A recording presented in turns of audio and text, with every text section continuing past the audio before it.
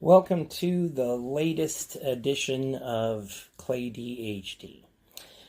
This one is called Digging into ClayDHD, and it is about my ADHD spectrum, or what I mean by that is the way that ADHD presents in me and the way that I experience ADHD.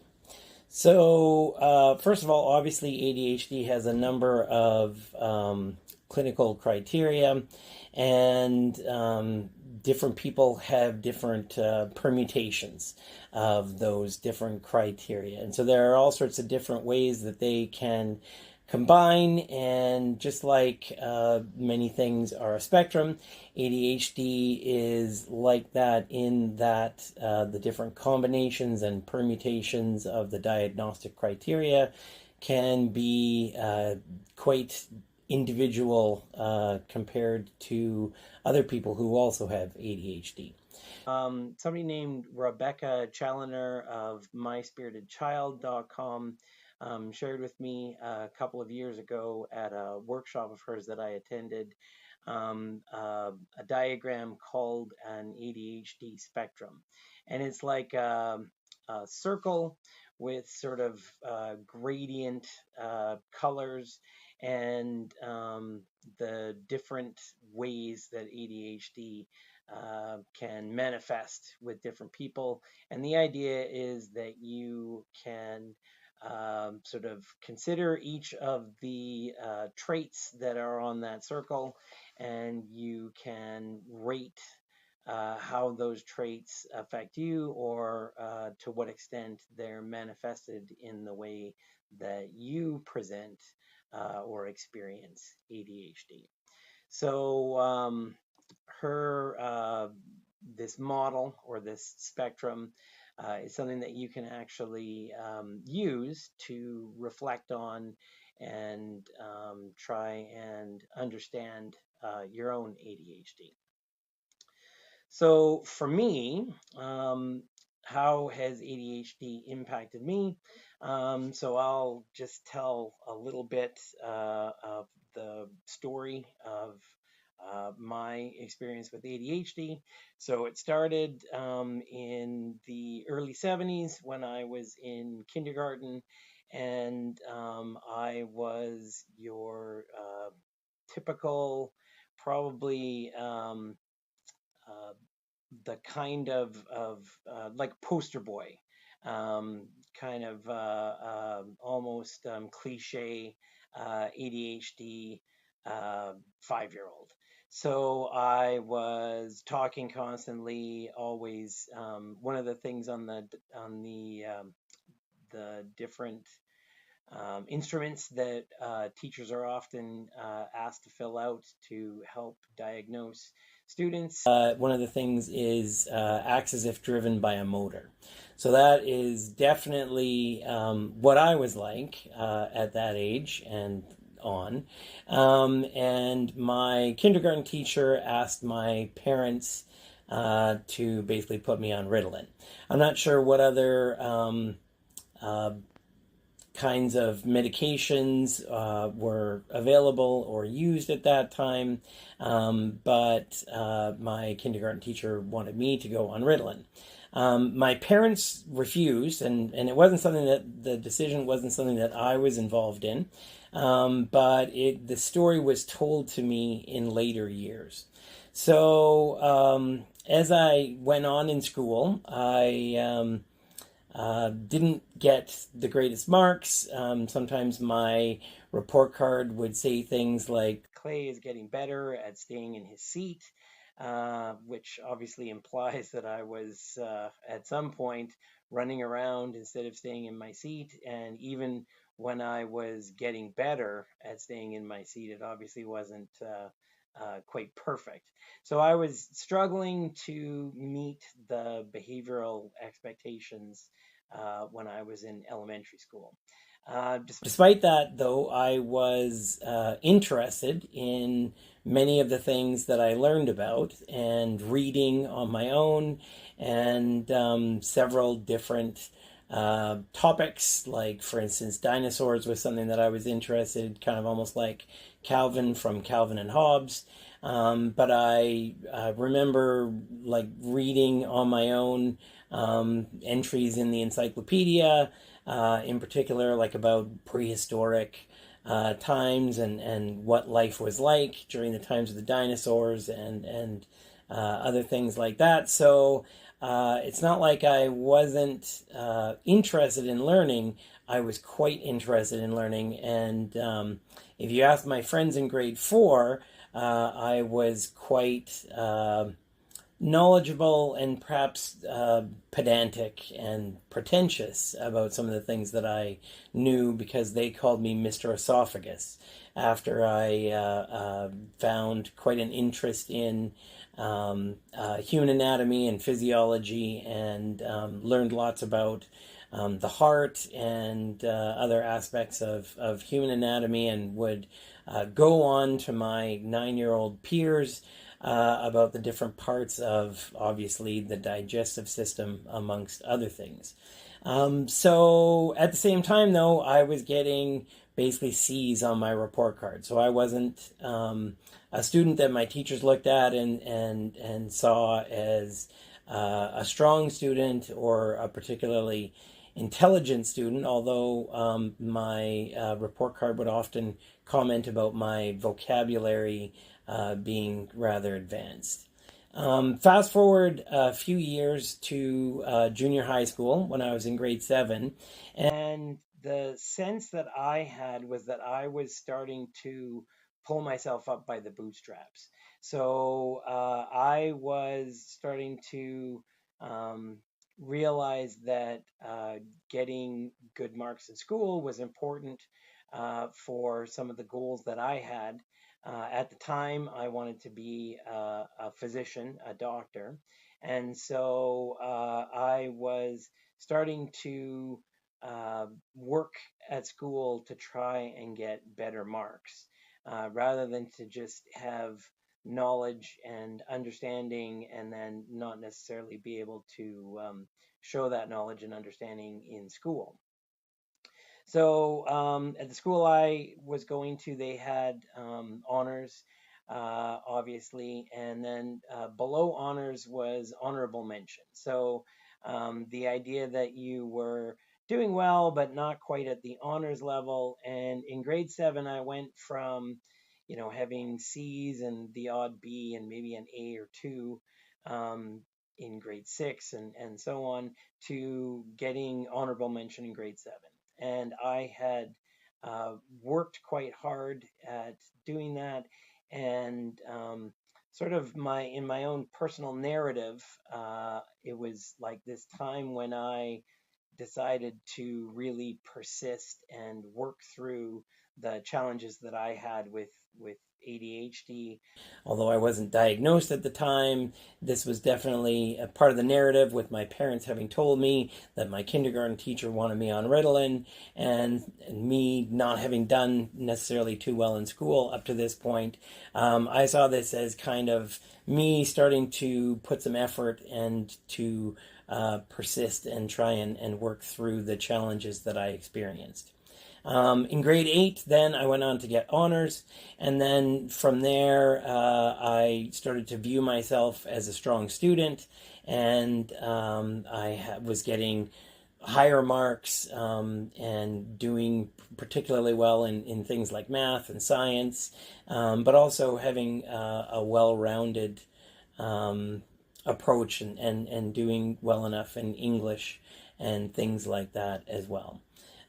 So my narrative became, as I went on to do well in high school, and then to excel in grade 12, and go on to do well in university, my narrative was for myself that even though ADHD was this lack of attention, or lack of the ability to focus, that I was able to persevere and work through that, pull myself up by the bootstraps.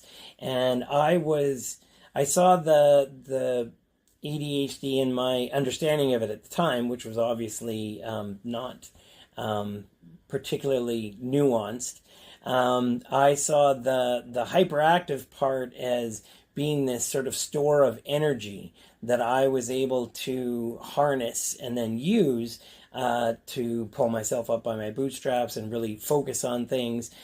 So I hadn't heard of hyperfocus, but I was seeing my experience with hyperfocus, and I was connecting that to the hyperactive part of ADHD, and I was thinking that I was glad that my parents didn't medicate me, because by not medicating me, I was able to harness the hyperactive aspect of my ADHD in order to use my intellect to do well at school. However, I came in later years to understand that ADHD isn't just the inability to sustain attention and things like that, but that part of the challenge or the disability with ADHD is regulating attention and also regulating things like impulse control.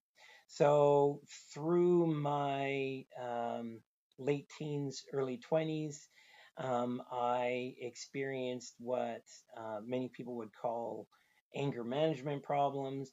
The quality of my relationships suffered because of my quickness to anger and my impulsivity in terms of snapping and reacting to conflict in ways that aren't helpful and that would be consistent with what we would tend to call an anger management problem. So I soon realized that, well, I wouldn't say soon, actually, it took me quite some time. But I eventually realized when I learned a little bit more about ADHD that this impulsivity or my issues with impulse regulation had to do with my ADHD.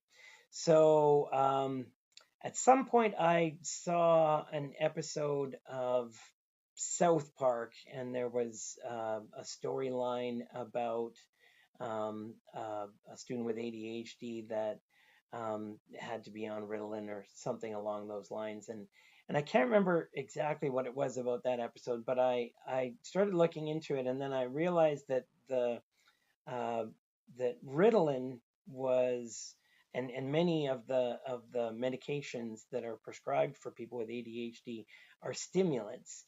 And it struck me something about that episode and learning that these medications were stimulants was kind of inconsistent with the narrative that is often shown, where people on these stimulants become more subdued and they don't have their energy or their personality. And I was curious about where that inconsistency came from.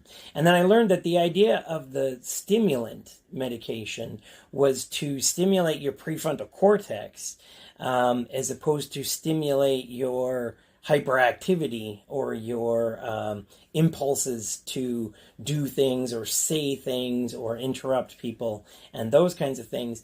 And then it sort of started to make sense that the ADHD is your inability of your prefrontal cortex to help you to regulate your impulses and your attention and your emotions and how you emote and how you express your emotions and those kinds of things. So all of a sudden, the whole idea of ADHD and how it had impacted me beyond the inability to sustain attention and to focus became clear to me at that point. At that point, I started to consider that I should uh, treat myself as someone with ADHD instead of sort of pushing it down, or, like I said before, pulling myself up by my bootstraps. I started to consider that um, I hadn't been able to counteract or persevere through all of the aspects of how ADHD has impacted me and how I manifest it. At the same time, I had experienced ongoing mild and sometimes more uh, less mild depression. And so I had been on some antidepressant medication. And so then my wife said something about ADHD being related to depression, and things started to fall into place even more when I understood that perhaps part of my depression was related to having ADHD as opposed to just being in a vacuum by itself. So that is kind of my personal experience of ADHD, and I now want to relate that to the ADHD spectrum shared by Rebecca from My Spirited Child. So what I've done is I have completed or filled out uh, the spectrum graphic, sort of filling in how it impacts me. And so there are a number of different traits that go around the outside of the circle, and they range from procrastination, anxiety, anger, emotional dysregulation, all the way to things like catastrophizing, hyperactivity, empathy, fast talking, and so on. And so the idea, once again, is to sort of consider each of these traits and how much you manifest those traits, how much ADHD, the way that it presents in oneself, is reflected by these different traits. So I went through and looked at each trait in turn, and considered which ones were stronger or more prevalent for me. So, for instance, visual sensory challenges is not a very important thing for me. It's not something that I've experienced. Same thing with tactile sensory challenges. Um, Lack of motivation is something that I've had less difficulty with, I think, than many people. But getting into some of the things that I have had issues with, I have had sleep problems over the years. It was quite an epiphany for me to discover the saying about bedtime revenge procrastination, to discover that that's a thing that not just I have, but that there's an actual name for it. I believe it's a Japanese name that translates into revenge bedtime procrastination or something like that. The idea that you're upset about all the things you didn't get to do in the day. So instead of going to sleep on time, you do those things that you didn't have time to do during the day. But then it gets into a cycle of not getting enough sleep and being tired the next day, and so on. I've struggled with transitioning from one task to another, that kind of thing.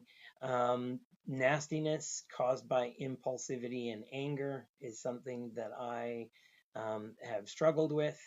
A little bit catastrophizing, hyperactivity more when I was younger, but even now, um, I get really restless if I don't have a chance to exercise and play sports. So that's a really important part of my life and routine, to make sure that I have time to do those things. And if I ever go, like if I get sick and can't exercise for a week, then I start to get really restless, and once again, I'll have trouble sleeping and things like that. Another aspect of ADHD that I experience is over empathizing with other people. So, for instance, when I was a lawyer and I was representing criminal clients, I would often feel like I was going to suffer the punishment that they were going to suffer. So, this real strong empathy. Fast talking, over talking is something that I've definitely struggled with. An example in a way that has impacted relationships that I've had is I used to really think that finishing other people's sentences was a way of showing that I was really listening to them and really understood where they were coming from. But most people just experience that as me interrupting them and not letting them have a chance to finish. So that's something that that I have definitely struggled with. Guilt and low self-esteem are kind of in the mid-range for me. Disorganization, although I try to counteract this, um, and many people, especially in professional contexts, view me as quite organized. My wife would beg to differ, and often I've got just piles of things that I uh, don't get around to organizing, and they pile up. And so she would argue that I'm quite disorganized. Distractibility is definitely something that impacts me, but not to the extent that you might think it would. And I do have the ability, sometimes the curse, to be able to hyper focus. So sometimes that gets in the way of me being able to see what's around me or transition, because transitioning is a struggle, especially if I'm hyper focused on something and something else comes up that I need to deal with.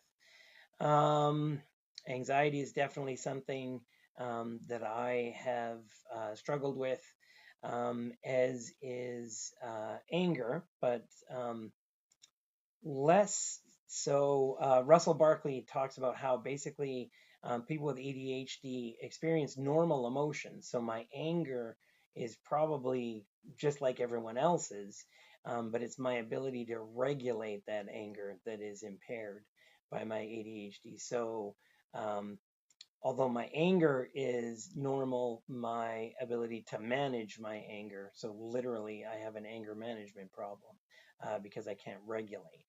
But one of the things that really has impacted me above and beyond all of the other things is challenges that I have with auditory or the listening modality.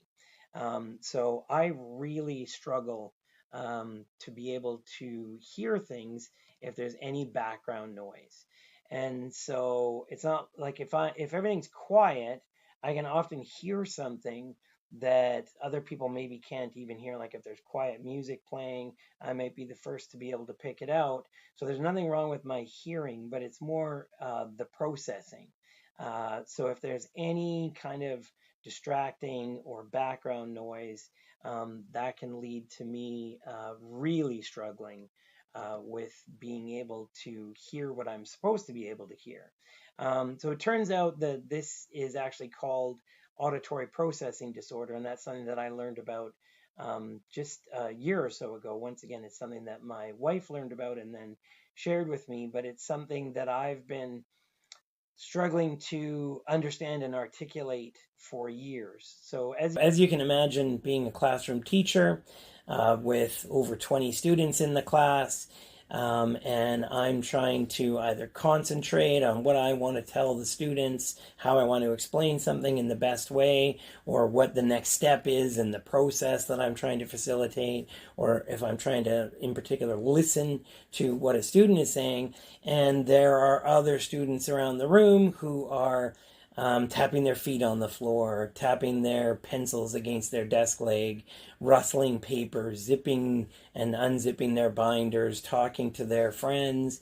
All of those things that for many people would be a minor distraction, for me are an obstacle to being able to hear what I'm trying to listen to, the student who's speaking, and they can, if it builds up and I'm starting to, my threshold of being able to ignore or just put those that auditory distraction to the side, if I'm getting to my threshold, then it can make it impossible for me to be able to regulate myself and to be able to concentrate and make good decisions.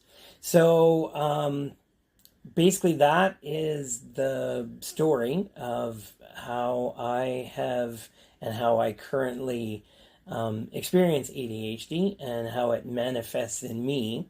And part of the main idea is that that's how it works for me, but that doesn't mean that everyone with ADHD is going to manifest it or experience it in the same way. Each person has an individual collection of or permutation of the different criteria, the different traits that lead to a diagnosis of ADHD. And just as many things are a spectrum, how one experiences and how one manifests ADHD can be quite different. So it is important, both as an individual with ADHD, to reflect on what is it like for you, and as people interacting with people with ADHD, it is important to understand that everyone's needs are different, and the challenges and obstacles that they face may be quite different from someone else who actually has also been diagnosed with ADHD. Thank you for listening.